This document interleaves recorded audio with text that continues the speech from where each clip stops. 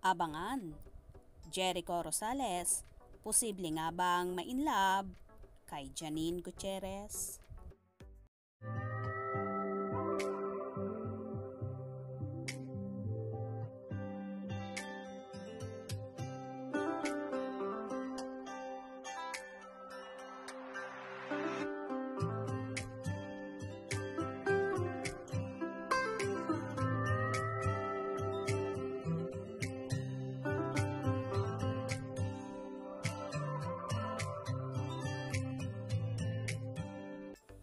Excited nang makatrabaho ni Jericho Rosales ang dalawang mahusay at magagandang aktres na sina Jody Santa Maria at Janine Gutierrez sa Lavender Fields.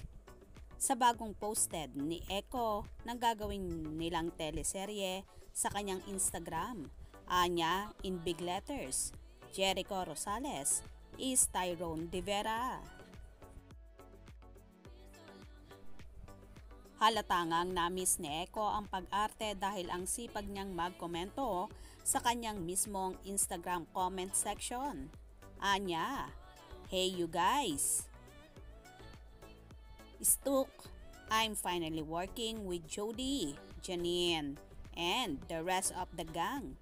We have an amazing cast. Parating na rin sila."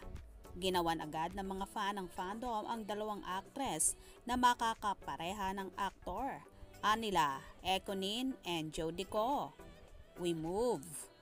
Say pa ni Echo, "Hey guys, reading comments. Thank you. Yeah, have a good day. See you soon. Maraming salamat ulit. Love to our directors and prod. Thank you at Dreamscape PH and at ABS-CBN. I miss home. The Golden Retriever is so happy to be back." Dagdag pa ng award-winning actor. Welcome to the cast reveal of Dreamscape Entertainment's upcoming and grandest series of 2024. We have with us, he's back, Jericho Rosales. Welcome back. Yay! Jericho Rosales po, Mr. Pogi ng Marikina. Thanks for reminding us. Guys, it's Echo, and yep, I'm back with a show called Lavender Fields.